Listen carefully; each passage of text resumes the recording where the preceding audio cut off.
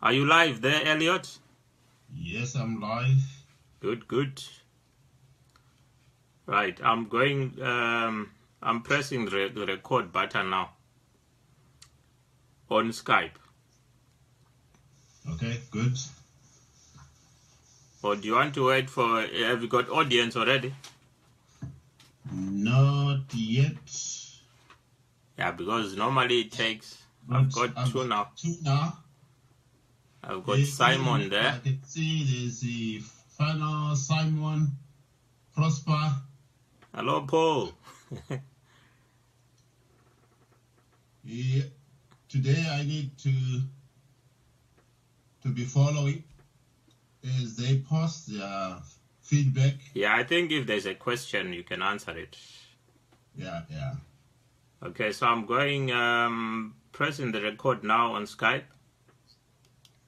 Yeah, go ahead. Hello, good evening. We're live on Facebook. Chibange, Tendai, how are you? Paul, Simon. Right, so we are discussing this book, Zimbabwe, My Home, My Frustration, Articles of Defiance by Elliot Pfebve.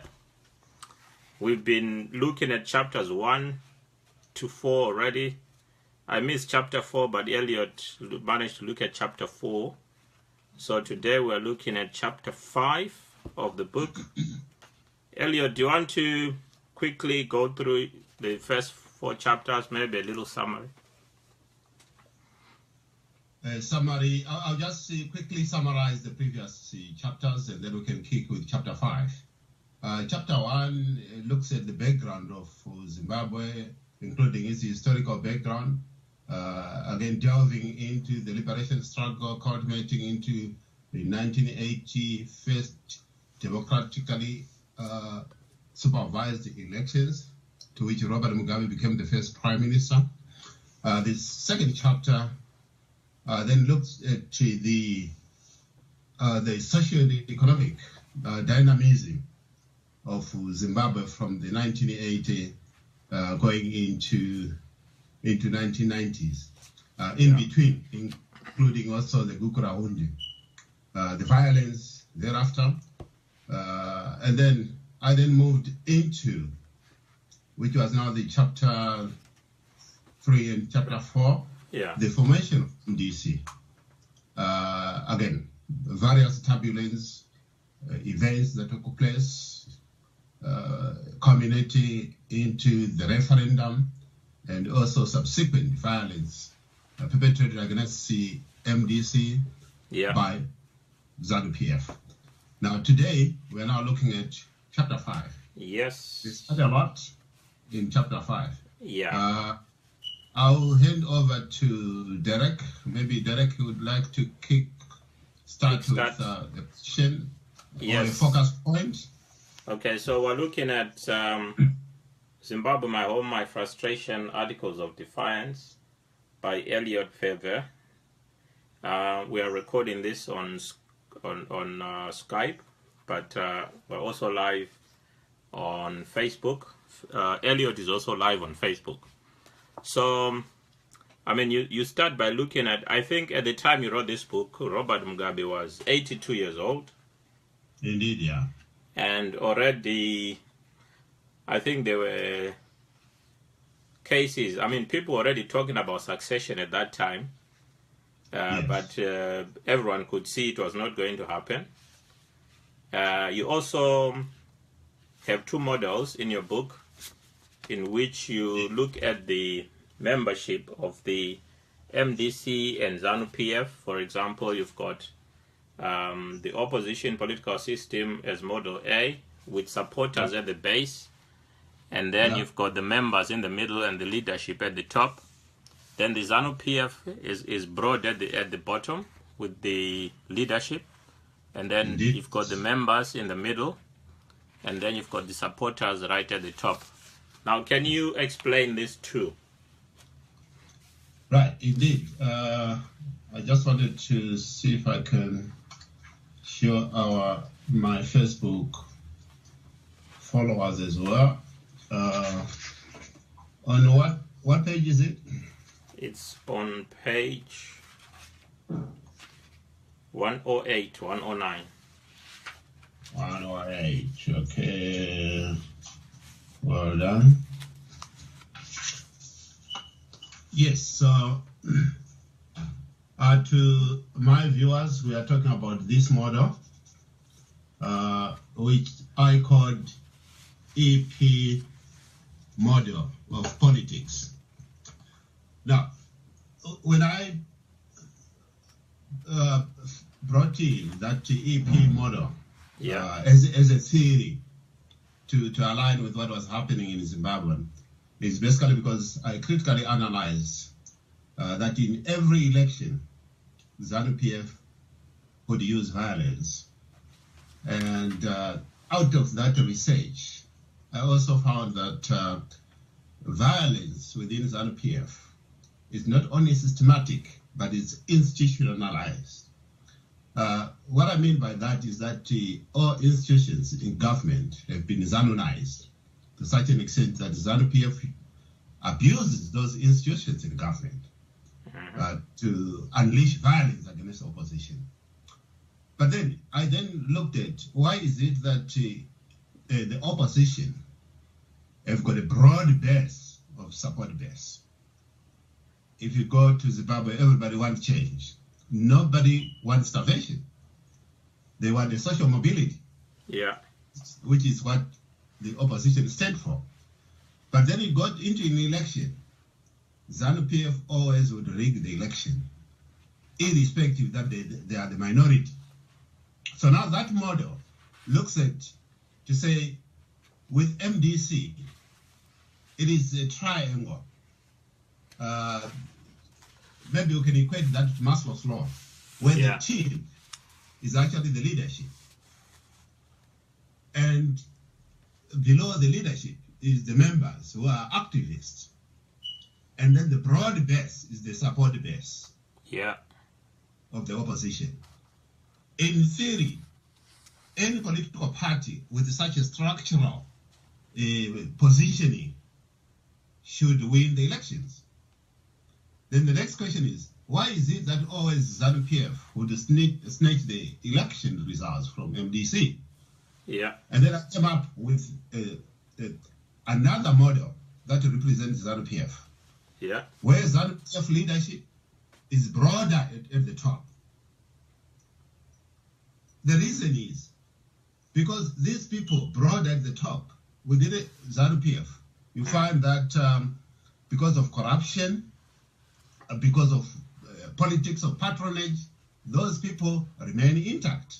And these are the people today that are actually tormenting the entire population of Zimbabwe. Then you go to the members. Even the membership of ZANU-PF is dwindling year after year. And you can't now write, it becomes a tip in terms of its support base. Yeah. But what normally happens every election is that broad spectrum of leadership unleashes violence against the broad spectrum of support base of the opposition. And stifle the political dynamics. And this is where we are.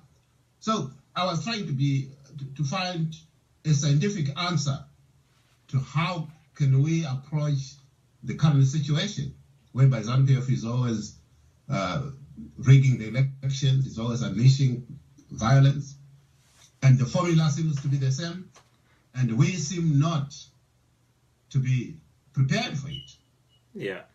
So yes, that's why I had to bring in that theoretical framework, which I called the EP model of politics, Elliot Pfebve model of politics. Okay, thank you for that explanation. Readers, if you buy the book, you will see the diagrams or the graphs on page 108 of the book. Now, Elliot, you have a leaked letter from Mugabe in which he wrote while he was in New York. When was this written? That was in 2008. Okay, so I'm just going to read part of the letter, and it reads, "Greetings, dear comrades in arms. Greetings from me here in New York at the United Nations Assembly. I can't believe that I'm in the USA after all the battering they have been emphatically peddling around the world about me. Most of you will remember that they even have openly advocated for a regime change, like what they did to Saddam Hussein in Iraq. Had it not been that they went for Saddam Hussein first and got their fingers bent there, you and I probably could be history, and God is great, you know.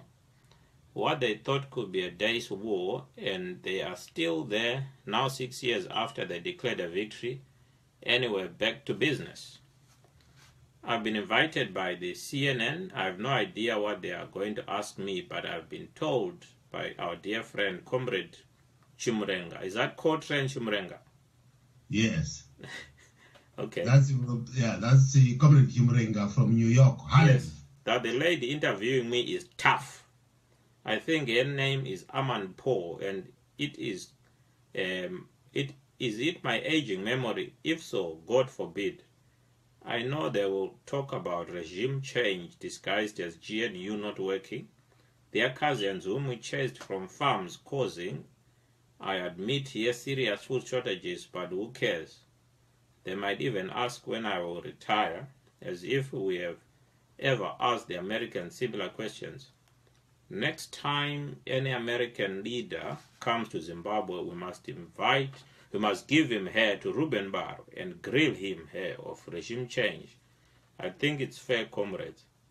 This sounds like that columnist, is it McCracker or something? Is it from there?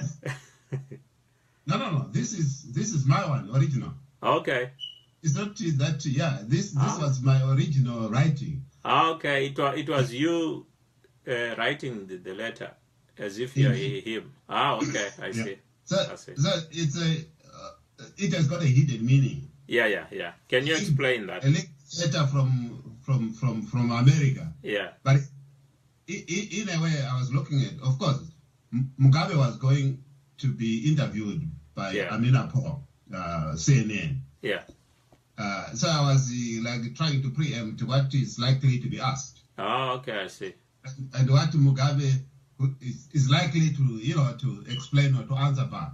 All right. I think I saw that interview. Information in advance to CNN. Okay. Yeah. Okay. So that's how it was. Yeah, I get it now. Yeah. Okay. Right. So you also talk about Zimbabweans in the diaspora shaping the future of Zimbabwe. Can you explain that bit? I think when I read about the diaspora shaping the post Mugabe era, I looked at Zimbabwe currently, and the terrain hasn't changed. Then is that if you look in Zimbabwe, everywhere you look, it actually resembled a country at war with itself. A destruction and decay of infrastructure, the economic meltdown. Everything is like, a post-colonial era. So I looked at it to say there are about over 4 million people who have left Zimbabwe. All over the world. And most of these, we've seen some of them actually driving economic of scale in other countries.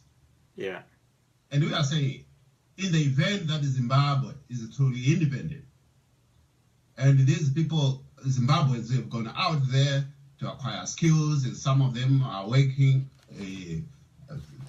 senior positions, driving economies. If we can go back to Zimbabwe and combine our intellectual capital, and obviously, so I was looking at that to say, we'll make Zimbabwe great again, in the sense that, again, Zimbabwe is the most literate country in Africa. Add that literacy rate that we are known for, add to the intellectual capital of people who might have gone out of Zimbabwe to learn new skills and bring the skills back to Zimbabwe. And that would be a bonus in terms of we together as Zimbabweans, we can easily turn around the fortunes of Zimbabwe in a post-Mugabe era. If Mugabe is still in power and ZANU-PF is still in power, forget it. Right. Yeah. I know you've been to Portugal to meet Mugabe. Can you describe what happened there? Yes. It was 2007. So Mugabe, there was the African Union and European Union summit in Portugal. So Mugabe and Gaddafi were also attending. Now, what we did, Zimbabweans, is that we communicated and we then come together to say we need to demonstrate our dismay against the EU for inviting rogue elements like Robert Mugabe. Yeah. By then, Mugabe was already on targeted sanctions by the EU. So we went to Portugal. There were maybe about 25 Zimbabweans. I think for the first time, I saw a lot of Zimbabweans coming together, united against a common goal, and that is of demonstrating against the presence of Robert Mugabe. I was the central point in terms of communication, in terms of I did press reviews, conferences with CNN, BBC, Al Jazeera, Ghana TV, Nigeria TV, SABC, etc., etc.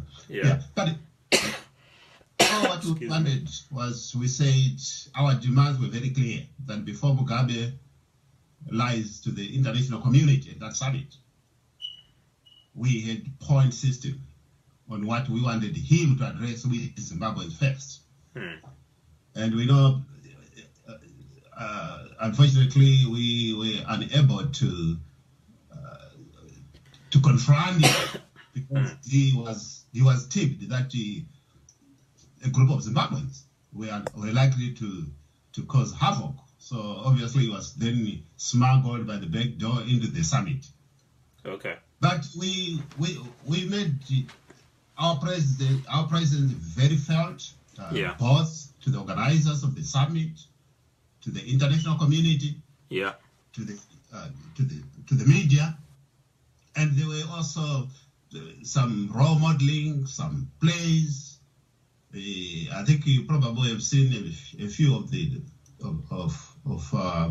TV clips, and some of them are on YouTube. Okay. We had actually Mugabe's masks as well. Okay. Yeah, and it was quite dramatic. Can you Can you take a comment from one of my viewers on Facebook? He says that there are 4 million in South Africa, there are about 4 million Zimbabweans. Yes. And the numbers are more alarming than previously thought. His question is, what is the incentive to return when there's an 80%, I think it's more, unemployment rate in Zimbabwe? Yeah. What is your comment to that? I think, first of all, we need to understand, to say, why do we have an 80% unemployment rate? Actually, 80% is an underestimation. The reason is basically because we don't have an accountable government, and our policies, we don't have favorable policies for investment. And as such, we are not an attractive destination for FDI, for foreign investors coming to Zimbabwe. And why is it that? Because Robert Mugabe and the ZANU-PF government, with its symbolic policies of indigenization, and also there is a discord in terms of which actually are the policies that the government is following. Sometimes we hear Kasukwere saying some things, and then you've got Minister of Finance saying something, and at the end, investors wary of such a risk economy, whereby the government itself has got discount. So yes, so we are saying in the event that we have got an MDC government in Zimbabwe, we will be able to resuscitate the factories that were closed. We will be able to put in place favorable policies for investments. And also there will be security of tenure for adhere to the rule of law, proper rights to be stored, which is not the case in Zimbabwe. And once we've got that, then we'll start to find an inflow of real investment in Zimbabwe. And that way we can create employment. And the people who have gone out of the country, we want the same people not necessarily to come as workers. Yeah. And of course, let the government then assist the people with the skills to open up businesses or to team up with foreign investors. Okay. That way we'll be able to take advantage of people with various skills who left the country. But there is no point in asking them to come back if we don't have any employment to offer them or any opportunities to offer them. I think there'll have to be something for them to look forward to. Indeed. Because not everyone is entrepreneurial and is going to start running around and making a living. People are already in paid employment, so definitely people want to go back if there's something for them. Indeed, yeah. Right. You share your birthday with the president. I didn't know that. Yes, I suppose you wrote a short. You wrote a short. It has been a very frustrating because, Mugabe is the 25th of February. Yeah. And on the 9th of February, which is so about 2 weeks after. Oh, okay. Then it's Mugabe's birthday. So not on the same day. Oh, okay, but the same month. But it's the same month. And to me, it's like when I'm celebrating, it's like I'm celebrating, with him. With the despot. Yeah. So it has been a very frustrating a sort of positioning whereby you are celebrating your birthday in the same month with a despot who is causing misery, mass misery. Yeah. To you, your relatives, and to the entire population of Zimbabwe. So this is why I included it in that chapter 5. Yeah. To express my dismay. Right. So as usual, we're not going to discuss every detail in chapter 5. It's quite a long chapter, but we've just touched on a few areas which you have explained. It's always good to hear from the horse's mouth, from the person who's actually written the book. What can people, if you had to add anything to this chapter, it's been more than 10 years since you wrote the book. Yeah. So what would you add? What would you add? I think I'm not going to add anything but to reinforce something that is in this chapter, and that is my call for Zimbabweans to unite political parties. And I said in that chapter as well that a mushrooming of small splinter political parties to fight in election against ZANU-PF is not an answer, and that people must unite for a common cause. Political parties must come together in coalition and fight ZANU-PF and Robert Mugabe. Yeah. Only then, if we are united, can we bring about the true change. ZANU-PF is a resourceful animal. And I would like also to bring in current events, especially in terms of the introduction of bond notes. The introduction of bond notes has got a sinister motive. And as you will find out, that as we move towards 2018, it's the US dollars that they are taking from Zimbabweans that they will now be using to peddle violence, to hire even external violent organizations to be unleashed to the people of Zimbabwe. So, yes, I want Zimbabweans out there, they need to know that already there are signs that 2018 is going to be a very violent year. ZANU-PF in 2016, they endorsed the resumption of training militias, the Green Bombers. Why is it that? It's because they want to use them to unleash the Green Bombers or the militias in the rural areas. Yeah. To influence the direction of the free vote. So, yes, I would bring that in that chapter, and I want to give that as a message to Zimbabweans out there to say we must be prepared for a very bloody encounter with ZANU-PF. And the ZANU-PF is not going to let it go easily. Yeah. And we have to fight. And if there's anybody out there with the delusion that ZANU-PF will give power in a silver platter, that will never happen.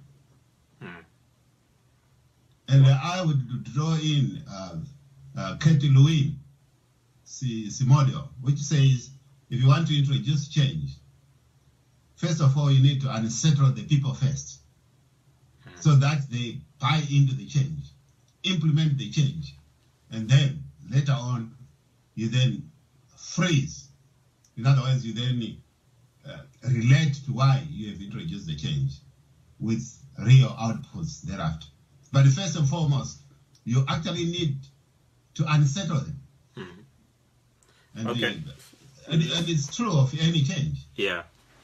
You know, change, there will always be people who resist change. What is your take on the new president of the US, Mr. Trump, in terms of Zimbabwe? He's causing a lot of havoc at the moment. He reminds me of keep my Zimbabwe and you keep your Britain. It's like he's saying keep your Middle East. I keep my America. Personally, I'm not a fan of Donald Trump. But I think he was elected by the American people, and he is following up to his promises during the election. He's only effecting the promises he made. Yes, so nothing surprising at the moment. People thought it was a joke. They thought he was just campaigning so that he can win, and then he will start acting presidential after he has won. Yeah, but you know what?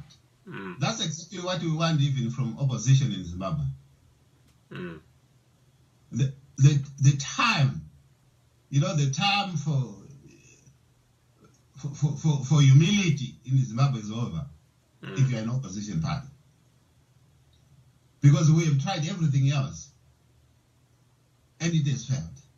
And what we need to do is to go outside the box. The Americans went outside the box. They took Donald Trump from nowhere, right? In what I'm talking about in terms of Zimbabwe is that our strategies, we need to bring in new strategies. New strategies that we did not implement in the past election. There's no point in using the same strategies expecting a different result. That's correct. Yeah. So we need to be, sometimes we need to be radical. And then explain later on when people are enjoying the fruits of change. I think I'll ask you specific questions on that in another video. But for now, I think we can wrap up. So we've been talking about Elliot Pfebve's book, Zimbabwe, My Home, My Frustration, Articles of Defiance. It's a book that he wrote about, is it 10, 11? About 10 years ago, more than 10 years ago. But some of the things that he wrote here are very rich. We've been looking at chapter 7 today. Chapter 5. So next Sunday, we're doing this one chapter a week. So next Sunday, we'll be looking at chapter 6 And after we finish, there are 10 chapters. After we finish the 10 chapters, there's another book which he wrote on sustainable development, on food security. Social justice and food security. Yeah, social justice and food security. We're going to look at that as well. Yeah. This video we are recording on Skype, but will be available on YouTube. And the Facebook recording will also be available on my wall, and on Elliot's wall is also been live on his Facebook. Do you want to respond to anything on your Facebook wall before we go? Yes, I know I've got Clever Morinki. You also publicize the MDC alternative policies in detail. Okay, thank you. All the way to grassroots. What do you do to the party to resolve the current problem? That is where the problem is. Well, I think the question is about problems within opposition parties. I'll address that quickly. The reason is, I think this is why I said opposition parties need to unite for the good of the nation. And if we are going to defeat ZANU-PF, yes, we know ZANU-PF is fractured, but it has got the capacity to rig the elections again, and we don't want to give them that chance this time around.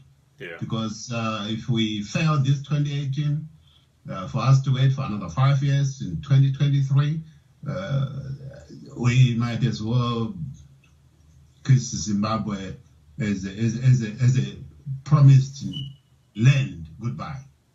They would have looted everything. The very infrastructure that we are crying about today, that there's infrastructure decay, imagine in 5 years' time from now. Yeah. So yes, and I think there's another one. What are these strategies? Okay. Yes, I think it's in response to when I said opposition, we need to come up with new strategies, totally outside the box, strategies that we have not used before. Otherwise, there's no need to use same strategies expecting a different result. And I didn't want to ask. I didn't want to ask you that question. Yes, but look at it. It's not something that I'm going to say out here on screen. And I would like also to confirm that I'm the EU representative for MDC, and obviously I cannot be seen to declare strategies in the public media. But all I'm saying is we are working behind the scenes, and all I'm saying is I'm challenging the leadership and all opposition parties in Zimbabwe to unite and to come up with the strategies that are outside the box for us to defeat ZANU-PF. It is possible to defeat ZANU-PF, and it is not immortal. We can defeat it, and let's do it. There is also, yes, it's true, Mucha, which is good. What I'm saying is exactly what you are saying. ZEC has been politicized. Yes, I agree with that. My brother, I contested in 2013, and my experience was that almost everybody who was sent to Bindura as an officer of ZEC was either a retired CIO or a serving CIO. So we know that. We know that, and we must call for depoliticization of ZEC. I know time is not on our side, but we need to find a way of how we can then police the police, because that's where the problem is. Yes, I think a lot of people are agreeing with what I'm saying. Yes. Thank you very much for your contribution. Yeah, watching. Oh, yes, there's been quite a lot. Yeah. Bless you and your work. Thank you very much. Carol Knight, Brussels, right? Brussels, you were watching from Brussels, which is good. Again, Zimbabwe, yes. USA, yes. The number of people watching your video is increasing. Okay. Just when we're about to close, start coming in. Yeah. And, I also want to say thank you for watching. Gina is there, Takudzwa, Cyprian, Precious, and Remy. Okay, you've been watching there. Thank you. Remy, you need to come and see me.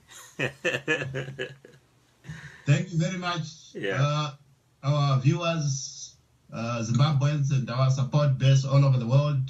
It has been my greatest pleasure to have you tonight. And let's meet again next Sunday. Next Sunday, same time. Yeah, same time. Between 9:30 and 10 o'clock. Okay, thank you very much. Thank you. Thank you, everyone. We are shutting down now. Thank you. See you later.